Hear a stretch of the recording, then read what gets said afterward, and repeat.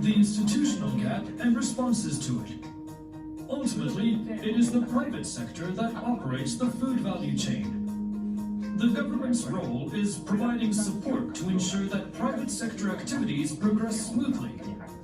There are two cases that warrant government intervention. One is the creation of a mechanism to support transparent and fair pricing, and the other is the regulation of food quality standards and laws. Let's take a look at an example of creating a mechanism to support transparent and fair pricing. This example of wholesale market regulation in Japan dates back about 100 years and has majorly impacted current agricultural product distribution. In early 20th century Japan, a small number of large-scale rice wholesalers monopolized the rice market in each region. The wholesalers learned that Japan was dispatching troops to Siberia during the Russian Civil War. Anticipating a price increase for rice, they devised a strategy not to sell rice until the price rose. When the price of rice eventually increased throughout the country, desperate citizens staged nationwide protests that eventually escalated into riots.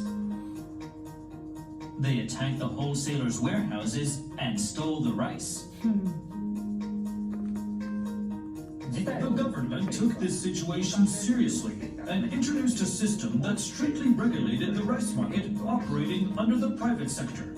Thus, the Wholesale Market Act, which made the trading system transparent and fair, was introduced. The Wholesale Market Act has two main features: auctions and commission-based sales. First, auctions. Traditional rice trading involved separate transactions between middlemen and rice wholesalers, who set the purchase price together. Only traders could see the details, and bribery and unfair dealings were rampant. Introducing auctions, where stakeholders simultaneously participate in the transaction of rice, created an environment where such unfair dealings could not take place. Next, commission-based sales. Under traditional separate transactions, the difference between the wholesale price and the retail price was profit that all went to the distributor. This meant that general wholesalers and rice wholesalers were constantly searching for ways to buy low and sell high. Through the introduction of a commission-based sales system, the system changed to one where the difference between the purchase price and selling price became the producer's profit, while the wholesaler's profit came from a commission fee on that sale multiplied by a fixed ratio. The introduction of a commission-based sales system prevented wholesalers from profiting through unfair price manipulation. Even today, agricultural product transactions in developing countries typically take the form of producers accepting prices that are unilaterally decided by middlemen. Making major institutional reforms, such as those in Japan, to change the situation is not easy. It is important to gradually introduce elements that are achievable. Start by developing a price information system in the market to make transactions more visible to all.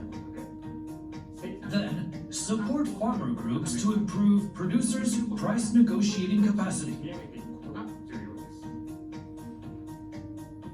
We have not looked at this in detail in this video, but an important role of the government is to determine unified quality and shipping standards, and then monitor the market to eliminate non-compliant products.